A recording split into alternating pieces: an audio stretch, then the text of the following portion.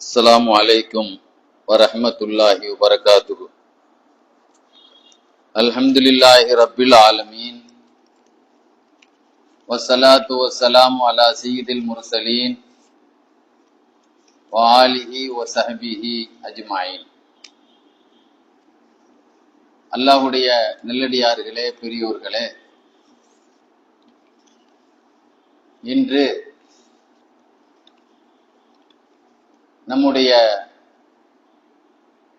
சிந்தனைக்கு ஒரு விருந்தாக நாம் எடுத்துக்கொண்ட ஒரு தலைப்பு என்னவென்றால், அல்லாஹ்வுடைய படைப்புகளில் மரங்களுக்கு அல்லாஹ் கொடுத்திருக்கக்கூடிய தன்மை என்ன,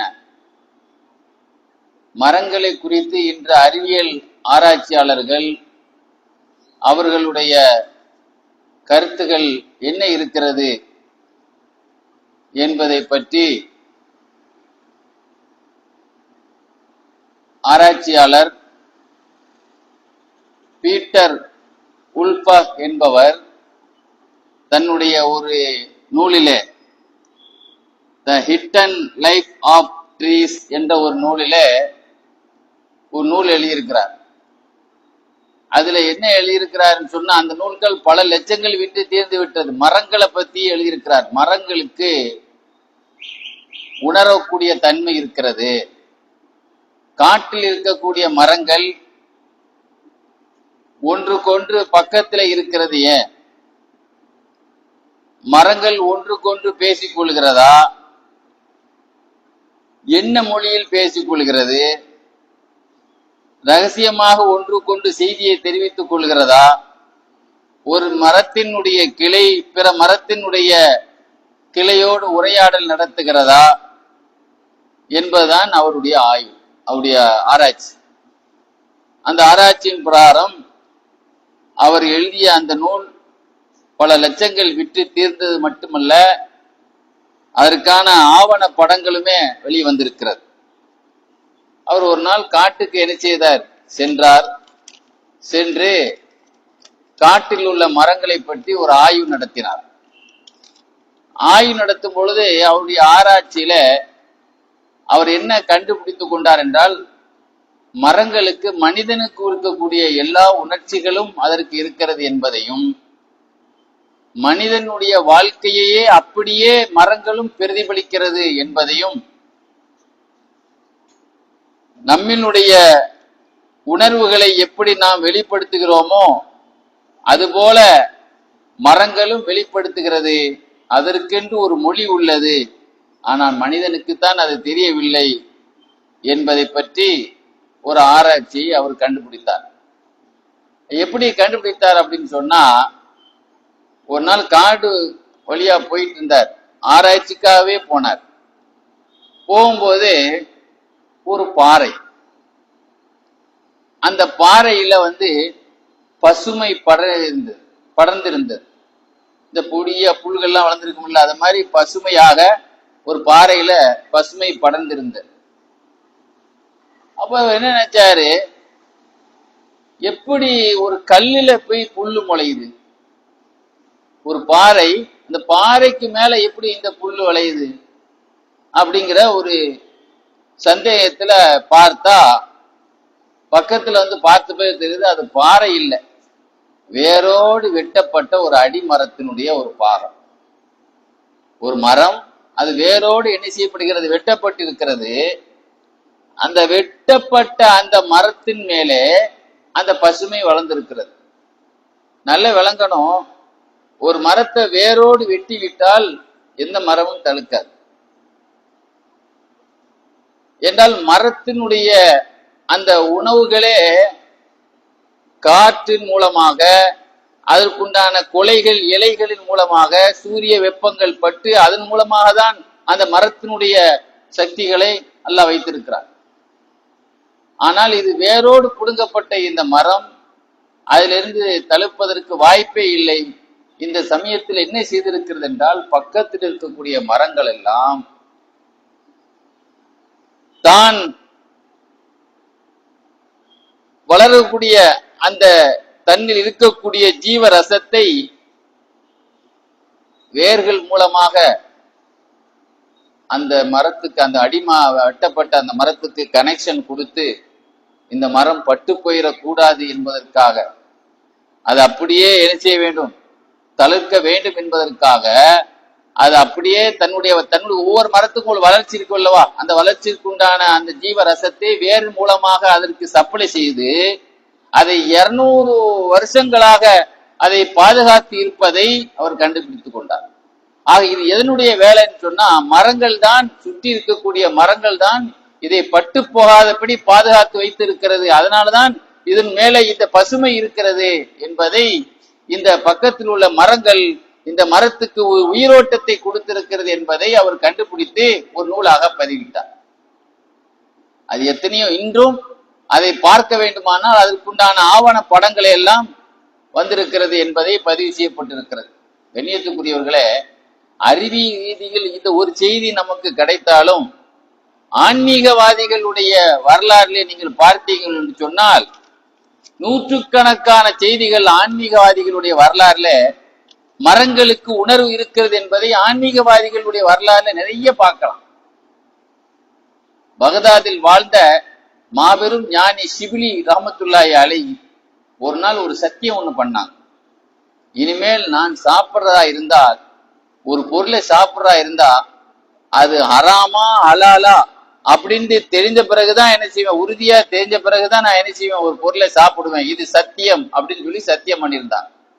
ஒரு நாள் காடு வழியா போயிருக்கும் பொழுது ஒரு அத்தி மரம், அத்திப்பழவத்துடைய ஒரு மரத்தை பார்த்தாங்க. ஆனா இவங்க இயற்கையில என்ன சத்தியம் பண்ணியிருக்கிறாங்க, நான் எதை சாப்பிடா இருந்தாலும் அது ஹலாலான்னு தெரிஞ்ச பிறகுதான் நான் சாப்பிடுவேன் இறைவா அப்படிங்கிற ஒரு சத்தியம் பண்ணியிருக்கிறான். அப்போ அங்க ஒரு 2 மரத்தை பார்த்தாங்க, அத்திமர பழம் உள்ள ஒரு அத்தி மரத்தை பார்த்தாங்க. அத்திப்பழ மரத்தை பார்த்த பிறகு 2 மரத்தை பார்த்தவொன்னா பழத்தை எடுக்கலான்னு நினைச்சுதாங்க, கையை நீட்டினாங்க. அப்ப அந்த மரம் சொல்லிச்சான், சொல்றாங்க, என் கைய நான் நீட்டினேன். அப்ப அந்த மரம் பேசியது, மின்னி, உங்க சத்தியத்தை பேணிக்கங்க, என்ன சாப்பிடாதீங்க, ஏன்னா உங்க சத்தியப்படி நீங்க அலாலதான் சாப்பிடணும்னு சொல்லி நீங்க என்ன உறுதி எடுத்திருக்கீங்க, என்னை நீங்க தொடாதீங்க. யஹூதியும், நான் ஒரு யூதனுக்கு சொந்தமான மரம் என்று அந்த மரம் பேசியது என்பதை வரலாற்று நாயகர் தாஜுத்தீன் சுபுக்கி ரஹ்மத்துல்லாஹி தன்னுடைய செய்தியிலையும் பல ஆன்மீக வரலாறுடைய செய்தியிலையும் பாருங்க. இப்ப ஆன்மீகவாதிகளுக்கு நான் ஒரு சமயம் முன்னால பேசியிருக்கிறேன், ரசூல்லாவுடைய அற்புதங்களை நீங்க பாத்தீங்கன்னா மரத்தோடையே நிறைய அற்புதங்கள் ரசூல்லாவுக்கு நடந்தது. சலான் சொன்ன மரங்கள், பெருமானாருடைய எதிரிகளை அந்த மரத்திற்கு உட்கார்ந்த பொழுது அவனையே அந்த முள்ளு மரங்கள் அவனைய அடித்து அவனை குருடாக்கிய மரங்கள், ரசூல் ஸல்லல்லாஹு அலைஹி வஸல்லம் எத்தனையோ தகவல்களை மரங்கள் ரசூல்லாவுக்கு பேசியது. ரசூல்லாவுடைய பள்ளிவாசல்ல இருந்த ஒரு மரம், அதுல இருந்துதான் பயான் செய்வாங்க. அந்த மரம் ஒரு நாள் அதை விட்டு எழுந்து அவர்கள் மிம்பர் படியில உட்கார்ந்த உடனே அழ ஆரம்பித்ததுன்னு புகாரில வருது அல்லவா. ஆக ரசூல்லாவுக்கு மரத்தினுடைய வரலாறுல எவ்வளவு செய்திகள் உணர்வு பூர்வமான செய்தி வந்திருக்கிறதோ, ஆன்மீகவாதிகளுடைய வரலாறுலையும் எத்தனையோ நிகழ்வுகள் வந்திருக்கிறது. அதுல சாலிஹுல் ஹுசைனி என்ற ஒரு பெரிய அறிஞர் எகிப்து நாட்டிலே வாழ்ந்தார். கெய்ரோவுல சாலிஹுல் ஹுசைனி அப்படிங்கிறவங்க எகிப்து நாட்டில் வாழ்ந்த ஆன்மீகவாதிகள் ஒரு பிரபலமான அறிஞரான இப்னு ஹஜர் ரஹ்மத்துல்லாஹி அலைஹி அவங்கள்ட்ட தான் இவங்க கல்வியே படித்திருக்கிறாங்க. ஒரு நாள் இவங்க என்ன செய்தாங்க, ஒரு நாள் பேரித்த மரத்தினுடைய, அதாவது பழம் பழுக்கக்கூடிய சீசன் இருக்கு அல்லவா, இப்ப மாம்பழ சீசன் மாதிரி பேரித்த பழம் பழுக்கிற சீசன் இருக்கு. கனியில் நல்ல பழுக்கக்கூடிய அந்த பருவம், அந்த பருவத்தில் ஒரு நாள் பேரித்த மரம் அவங்கள்ட்ட பேசிச்சான், யா சாலி குழி மின்னி குல் மின்னி, நீங்க என்னிலிருந்து நீங்கள் சாப்பிடுங்கள் என்று அந்த மரமே அவங்கள்ட்ட பேசினதாக வரலாறுல எழுதுவாங்க. ஒரு நாள் காபத்துல்லாவுக்கு போயிருந்தாங்க, ஹஜ்ஜுக்கு போயிருந்தாங்க. பொதுவாக காபத்துல்லால ஒரு சட்டம், ஹரம் ஷரீப் இருக்குல்லவா, புனித பகுதி, புனித பகுதியிலிருந்து நம்ம எந்த பொருளையும் என்ன செய்யக்கூடாது, வேட்டையாடவும் கூடாது, ஒரு மரத்தை கூட புல்ல கூட என்ன செய்யக்கூடாது, புடுங்க கூடாது, அங்க இருக்கக்கூடிய கல்லு மண்ணை கூட என்ன செய்யக்கூடாது, எடுக்கக்கூடாதுங்கிறது ஹாஜிகளுக்கு ஒரு சட்டம். ஒரு நாள் இவங்க என்ன செய்தாங்க, மக்கால இருக்கும்போது சமைச்சு சாப்பிட்றதுக்காக விறகு வாங்கினாங்க. அப்ப விறகு வாங்கும் பொழுது அந்த விறகு வியாபாரிட்ட கேட்டாங்க, ஏப்பா இந்த விறகு நீ எந்த காட்டு பகுதியில வெட்டியிருக்க? மக்காவுல புனித பகுதியை வெட்டியிருக்கியா அல்லது புனித பகுதிக்கு அப்பாற்பட்ட பகுதியில வெட்டி எடுத்தியான்னு கேட்டாங்க. இல்ல, இது புனித பகுதியில உள்ளதல்ல. ஏன்னா புனித பகுதியில இருந்து நம்ம மரத்தை வெட்டினோம்னா நமக்கு அதுக்கு பரிகாரம் செய்யும்.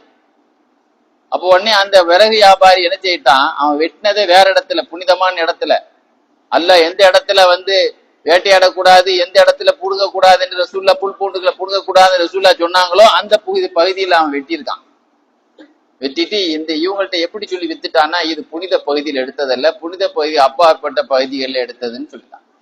அதை வாங்கி போய் சமையல் பண்ணா, அடுப்ப பத்த வச்சாங்க.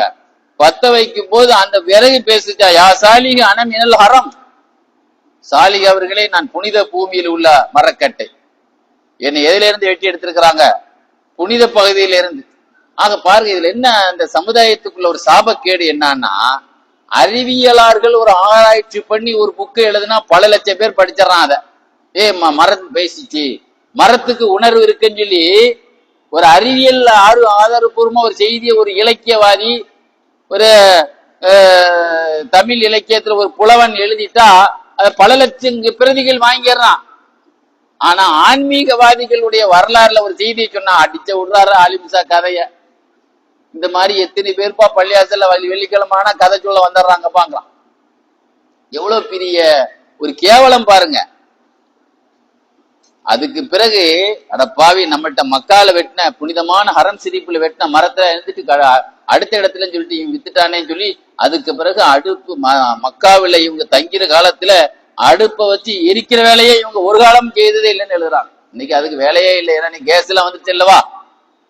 ஆக அந்த அளவிற்கு ஒரு காலகட்டத்தில் ஈராக்கிலே வாழ்ந்த மிகப்பெரிய அறிஞர் அபுல் ஹசன் ஜவுசக்கி ரஹமத்துல்லாஹி. ஜவுசக்குங்கிறது ஈராக்ல உள்ள ஒரு ஊர். நான் சொல்றதெல்லாம் ஆன்மீகவாதிகளுடைய வரலாறுகளை சொல்றேன். இன்னைக்கு நானும் ஆன்மீகவாதின்னு சொல்லி நானும் துறவி, நானும் பிஷப் நிறைய பேர் என்ன செய்யும், அவங்களுக்கு அவங்க உலக வாழ்க்கைக்கும் சம்பந்தமே இல்லை. ஆனா ஞானிகள் எல்லாம் காட்டுலதான் வாழ்ந்தாங்க, மனிதர்களோடு வாழல. ஆனா எந்த காட்டுல உள்ள மிருகங்களும் அவங்கள என்ன செய்யல, மிருகத்தனமா நடத்தல.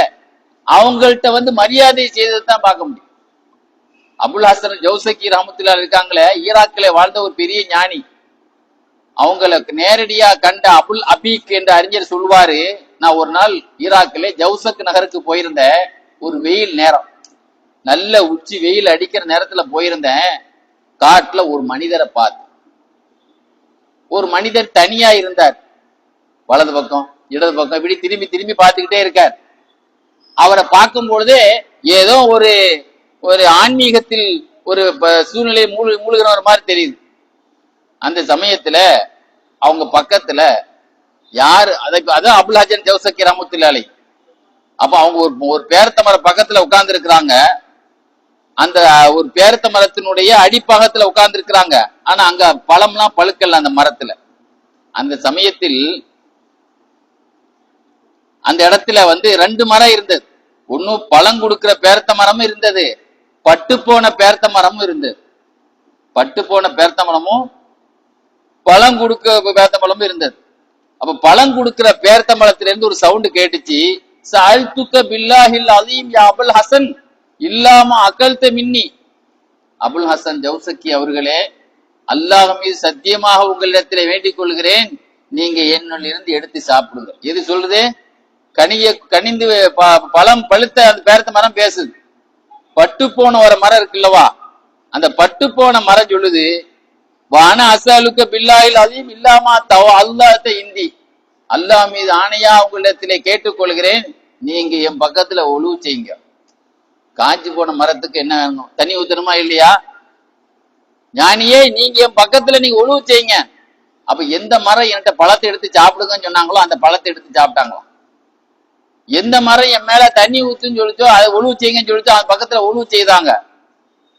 ஒழுவு செய்த உடனே அந்த மரம், அந்த காஞ்சி போன மரம் அந்த தண்ணியை குடிச்ச உடனே அப்படியே பச்சையாக பசுமையாகி பழம் கொடுக்க ஆரம்பித்து விட்டது. அந்த நேரத்திலே பழம் கொடுக்க ஆரம்பித்து விட்டது. அந்த தண்ணியை என்ன செய்து வத்தி போச்சு. அந்த இடத்த விட்டு திரும்பி அவங்க போயிட்டாங்க. இந்த செய்தியை சொல்லக்கூடிய அபீக்கு சொல்றாரு, நான் பிற்காலத்துல ரொம்ப தூரமாக பயணம் செய்து வரும்போது அந்த இடத்துல பார்ப்பேன், அதே அந்த 2 மரம் அப்படியே வளர்ச்சி பெற்றதா இருந்தது. அவர்களினுடைய ஆசீர்வாதத்தை பெற்றதனால் நானும் வரும்போதெல்லாம் அந்த 2 பழத்தை எடுத்து சாப்பிட்டுட்டு என் கண்ணீரை துடைச்சிட்டு போவேன். ஏன்னா அதை பார்க்கும் போதெல்லாம் நமக்கு இன்னைக்கு பாருங்க எத்தனையோ பெரிய பெரிய ஞானிகள் இருந்த தவச்சாலைக்கெல்லாம் போய் அந்த இடத்தை பார்த்துட்டு வர்றாங்களா இல்லையா? இன்றும் மிஸ்ர் நாட்டிலே வாழ்ந்த இப்ராஹிம் மத்துபூலில் அன்சாரி அல் அஹ்மதி பெரிய ஞானி, பிரபலமானவங்க.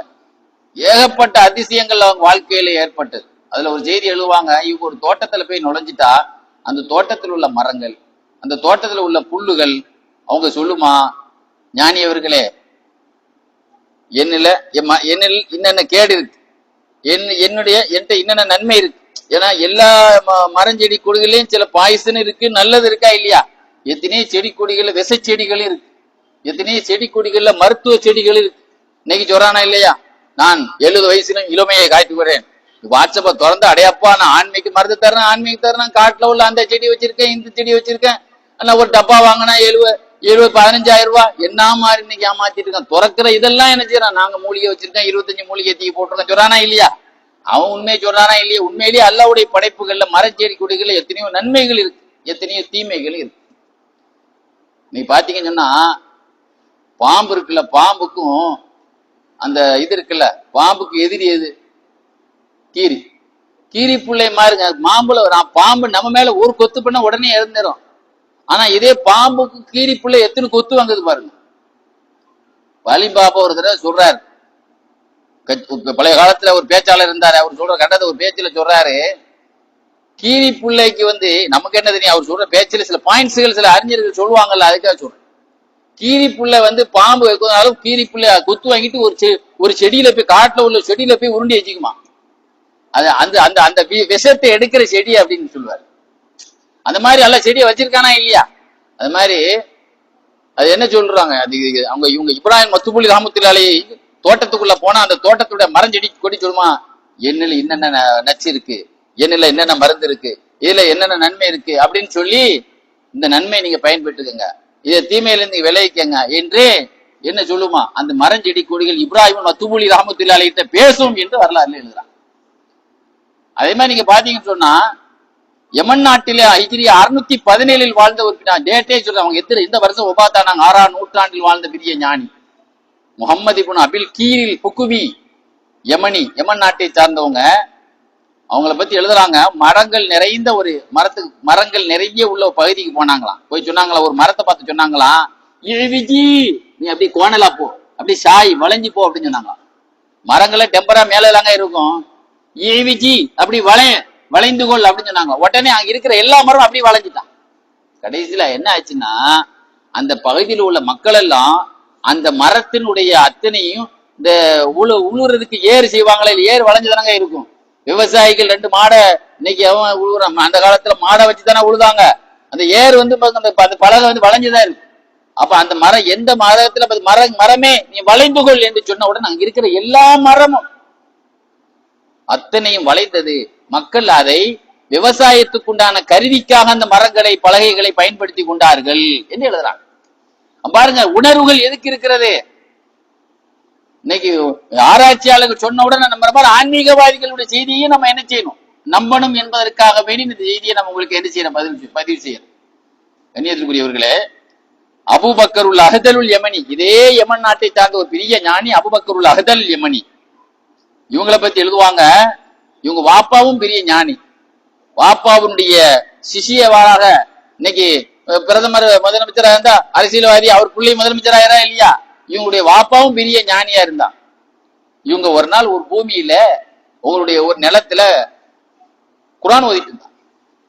குர்ஆன் ஓதிட்டு இருக்கும்போது சூரத்துல் ஹஜ்ஜுடைய சூறாவில பாருங்க 2 சஜிதா வரும். ஹஜ்ஜுடைய சூறாவில பாருங்க, சஜிதாவுடைய ஆயத்துகள் 2 ஆயத் குர்ஆன்ல 14 சஜிதாவுடைய ஆயத்து இருக்கலாங்க, அதுல 12 சஜிதா வரும் ஒரே நேரத்தில். அப்போ ஹஜ்ஜுடைய சூறால சஜிதாவுடைய ஆயத்து வந்த உடனே இவங்க சஜிதா செய்தாங்க. இவங்க பக்கத்துல இருந்த மரமும் சேர்ந்து சஜிதா செய்தான். எழுதுறாங்க, சஜத மாஹு அஷ்ஜருல்லதி ஹுனாக்க, அவர்களோடு இவங்க சஜிதா செய்யும் போது அந்த பக்கத்தில் இருந்த மரமும் என்ன செய்தது, சஜிதா செய்தது. அதே மாதிரி ஹிஜ்ரி 184 வாழ்ந்த ஒரு பெரிய மேதை இப்ராஹிமுல் ஹவ்வாஸ் ரஹ்மத்துல்லாஹி அலைஹி, அந்த இப்ராஹிமுல் ஹவ்வாஸ் ரலியல்லாஹு சந்திச்சவங்க தான் இப்ராஹிமுல் குராசானி என்பவங்க. நம்ம சொல்லுவோங்களா, எங்க காலத்துல வாழ்ந்தால்தான், எங்க காலத்துல வாழ்ந்தா அப்படி சொல்லுவோமா இல்லையா? இப்ராஹிமுல் குராசானி என்பவங்க இப்ராஹிமுல் ஹவ்வாஸுடைய காலத்துல வாழ்ந்தவங்க. இப்ராஹிமுல் ஹவ்வாஸ்றவங்க ஹிஜ்ரி 184, இன்னைக்கு ஹிஜ்ரி 1444 இல்லங்க, 12 நூற்றாண்டுகளுக்கு முன்னால் வாழ்ந்த ஒரு பெரிய ஞானி இப்ராஹிமுல் குராசானி. இப்ராஹிமுல் குராசான் ரஹ்மத்துல்லாஹி இருக்காங்களே, அவங்கள பத்தி ஒரு செய்தி வரலாறு எழுதுவாங்க. ஒரு நாள் இவங்க என்ன செய்தாங்க சொல்லுவாங்க, நான் ஒரு என்னுடைய ஆன்மீக பயணத்துல சுற்றுப்பயணத்துல போயிருக்கும் போது ஒரு காட்டு பகுதிக்கு போனேன். அந்த காட்டுல ஒரு மனுஷனையும் பார்க்கல, ஒரு மிருகத்தையும் பார்க்கல, ஒரு பறவையும் பார்க்கல, ஒரு உயிருள்ள எதையுமே நான் அந்த பகுதியில பார்க்கல. மனுஷனும் இல்ல, உயிருள்ள பறவை கூட அந்த இடத்துல பறக்கிறத பார்க்கல. இந்த நேரத்தில் அங்க ஒரு மனிதர் மட்டும் அந்த காட்டுல இருந்தார். ஆனா இவர் இந்த நேரம் எங்க இருந்து இவர் வந்திருப்பாரு? ஆள் நடமாட்டமே இல்லாத இடத்துல இவர் எப்படி எங்க இருந்து வந்தாருங்கிறது எனக்கு ஒரு சந்தேகம். ஏன்னா அப்ப நான் பக்கத்துல போனேன். அப்ப என்னை பார்த்து அந்த மனிதர் சொன்னாரு, குல் லிஹாதிஹி ஷஜரா, இந்த மரத்தை பார்த்து நீங்கள் சொல்லுங்கள், தஹ்மல் தனானீர, தங்க காசுகளை நீ பழங்களை சுமப்பது போல தங்க காசுகளை சுமப்பாயாக என்று இந்த மரத்தை பார்த்து சொல்லுங்கள் என்று என்னை பார்த்து சொன்னாங்க.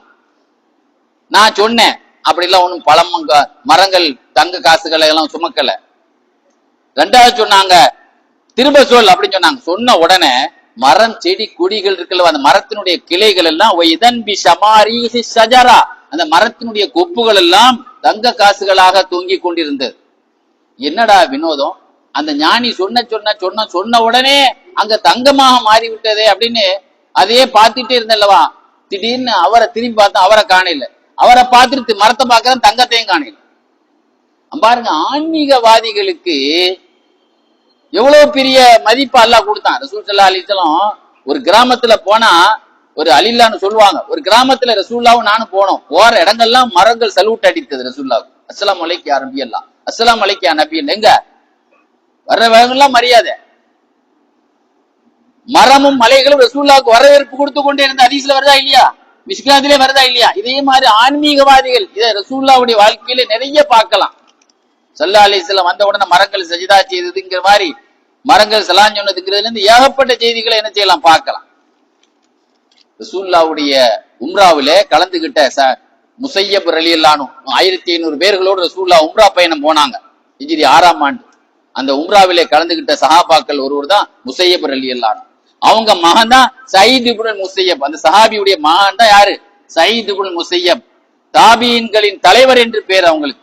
இன்னைக்கு பாத்தீங்கன்னா ஹதீஸ் ஷரீஃப்ல நிறைய, புகாரி ஷரீஃப்ல இவங்க பேர் தான் இருக்கும். சயீத் இப்னு முஸையப் அவர்கள் சொல்றார்கள், சயீத் இப்னு முஸையப் இந்த ஹதீஸை சொல்கிறார்கள் என்று ஹதீஸை அறிவிக்கக்கூடிய ஹீரோ இவங்க டெய்லி சாது சூரா ஓதாம நைட்டு தூங்கவே மாட்டாங்க. எதை ஓதாம? சூரத்து சாதுன்னு ஒரு சூரா இருக்குல்லங்க, இதை ஓதாம நைட்டு தூங்கவே மாட்டாங்களாம்.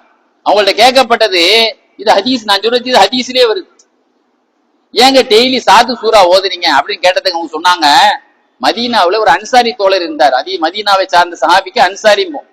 மதீனாவுடைய அன்சாரி சஹாபி ஒரு நாள் ஒரு மரத்துக்கு பக்கத்துல என்ன செய்தாங்க, தொழுதாங்க. தொழுவும் போது தொழுகையில சாது சூரா ஓதனாங்க. தொழுவும் போது அந்த தொழுகையில அந்த அன்சாரி சஹாபி எதை ஓதனாங்க? சாது சூரா ஓதனாங்க. ஓதும் போது அதுலயும் ஒரு சஜிதா வருது. ஆனா அந்த சஜிதாவை அனபிகள் செய்வாங்க. சாபி மதுஹப்ல அந்த சஜிதா செய்ய மாட்டாங்க. சாதுல உள்ள சஜிதாவை அனபிகள் செய்வாங்க. அனபி வழிகள்ல ஃபுல்லா அந்த சஜிதா செய்வாங்க. அப்போ சஜிதா அந்த சஹாபி செய்தார். செய்யும் போது அந்த மரமும் சஜிதா செய்து. அவங்க சஜிதா செய்யும் போது அந்த மரமும் சஜிதா செய்தது. அவங்க சஜிதா செய்த மாதிரி மரமும் சஜிதா செய்துச்சு. சஜிதா செய்து மாத்திரம் இல்ல, அவங்க சொன்னாங்க அந்த சஜிதாவுல அந்த மரம் ஒரு துவாவே ஓதுச்சு. அல்லாஹும்ம இறைவா, அல்லாஹும்ம இறைவா, ஆத்தினி பிஹாதிஹி ஸஜரத்தி அஜ்ரா, இந்த மரத்தின் மூலம், இந்த சஜிதாவின் மூலமாக நீ எனக்கு நல்ல கூலியை கொடு. அந்த கூலி என்னை விட்டும் பாவம் நீக்கப்பட வேண்டும். உனக்கு இந்த சஜிதாவின் மூலமாக உனக்கு நன்றி செய்யற பாக்கியத்தை கொடு. இந்த சஜிதாவை நீ ஏத்துக்கொள், தாவூத் அலைஹிஸ்ஸலாத்தை ஏத்துக்கொண்ட மாதிரி இது ஏத்துக்கொள் என்று எது துவா ஓதிச்சான். அந்த மரமும் துவா ஓதிச்சான். அதனாலதான் நான் டெய்லி என்ன செய்யறேன், இதை ஓதுறேன்னு சொல்றேன். பாருங்க, ஹதீஸிலே இந்த செய்தி வருது. எதுக்கு சொல்றேன்னா, இத மாதிரி நிறைய விஷயங்கள் ஆன்மீகவாதிகள் விஷயத்தில் மரங்களோடு அவர்கள் நடத்திய உரையாடல். ஒரு நாள் இப்ராஹிம் அதிகம் ரஹ்மத்துல்லாஹி இருக்காங்களே, ஆன்மீக ஆப்கானிஸ்தானின் அதிபரா இருந்தவர்கள், பின்னால் ஞானியா மாறினவங்க ஒரு நாள் பயணத்துல போயிருந்தாங்க. பைத்துல் முகத்தஸுக்கு வந்திருந்தாங்க, பைத்துல் முகத்தஸுடைய பாதைக்கு வந்திருந்தாங்க. கூட யார் போயிருந்தா? அப்துல்லாஹில் முபாரக் ரலியல்லாஹு கூட போயிருந்தாங்க. அவங்க சொல்றாங்க, ஒரு நாள் லுகருக்கு முன்னால கையில் உள்ள தூக்கம், லுகருக்கு முன்னால சின்ன தூக்கம்ல, அதை ஒரு மாதுளம் பழத்தின் ஒரு மரத்துக்கு கீழே தூக்கிட்டு இருந்தாங்க. தூக்கி முடிச்ச உடனே அந்த செய்தியோடு முடிக்கிறேன், அந்த மரம் என்ன செய்யுச்சுன்னா பேச ஆரம்பிச்சுது. இப்ராஹிம் அதிகம் அவர்களே, எங்களை நீங்கள் மரியாதை செய்யுங்கள், எங்கள் இருந்து எடுத்து சாப்பிடுங்க, பழத்தை சாப்பிடுறது மூலமா எங்களுக்கு சங்கை செய்யுங்க அப்படின்னு சொல்லி என்ன செய்யுச்சு சொல்லு. இவங்க தலையை குனிஞ்சே இருந்தாங்க, காதுலயே கேட்கல. அந்த செய்தி என் காதுல விழுந்துச்சு. நான் சொன்னேன், அப்ப அந்த மரம் சொல்லுது, முகம்மது அவர்களே நீங்களாவது சொல்லுங்க, எங்கள் பழத்தை எடுத்து சாப்பிட சொல்லுங்க அவரை. உடனே நான் சொன்னேன், அந்த மரம் பேசுறது என் காதுல விழுது அப்படின்னு சொன்னேன். உடனே அந்த பழத்தை எடுத்தாங்க, 2 பழத்தை எடுத்து எனக்கு ஒண்ணு தந்தாங்க, தான் ஒண்ணு தின்னாங்க. அந்த பழம் புளிப்பாக இருந்தது, அந்த மரம் குட்டையாக இருந்தது. எப்போ நாங்க சாப்பிட்டோமோ அதுக்கு பிறகு அந்த மரம் இனிப்பு மரமாக மாறியது. அதுக்கு பிறகு அந்த மரம் நெட்ட மரமாக மாறியது. மாத்திரமல்ல, அதுக்கு பிறகு வருஷத்துக்கு 2 தடவை பழம் பழுக்கக்கூடியது ஆகிவிட்டது. அந்த மரத்துக்கு என்ன பேர்? ஞானிகளின் மாதுளை மரம், ரும்மானத்துல் ஆபிதீன், இறைவனுடைய தவம் செய்யக்கூடியவர்களுடைய மாதுளம் பழம் என்று அதுக்கு பேர் வந்ததுன்னு வரலாறு எழுதுவான். எதுக்கு சொல்றேன்னா, ஞானிகளை கண்டுபிடிக்கக்கூடிய மரங்கள், ஞானிகளுக்கு உதவி செய்த மரங்கள், ஞானிகளோடு உரையாடிய மரம், எப்படி ரசூல்லாவோடு உரையாடிய மரங்கள், ரசூல்லாவோடு சலாம் சொன்ன மரங்கள், ரசூல்லாவுடைய பாசத்துல அழுத மரங்கள், ஜின்கள் வந்த நாயகமே ஜின்கள் வந்திருக்காங்க அவங்கள்ட்ட பேசுங்க என்று ஒரு மரம் தான் ஜின்களுக்கு. ரசூல்லா ஜின்களை கணக்கு பார்க்க முடியாது, வந்துட்டாங்க நாயகமே அவங்கள்ட்ட குர்ஆன் ஓதுங்க, அவங்க பயான் பண்ணுங்கன்னு சொல்லி மரம் தான் சிக்னலே கொடுத்துச்சு ரசூல்லா. வருதா இல்லையா? ஹதீஸ்ல வருதா இல்லையா? அதே மாதிரி நிறைய காட்டில் வாழ்ந்த ஞானிகள் மரங்களோடு எத்தனையோ சம்பாஷணைகள், எத்தனையோ இதெல்லாம் கரை புழு, நிறைய அண்ட புழுறான்வான்.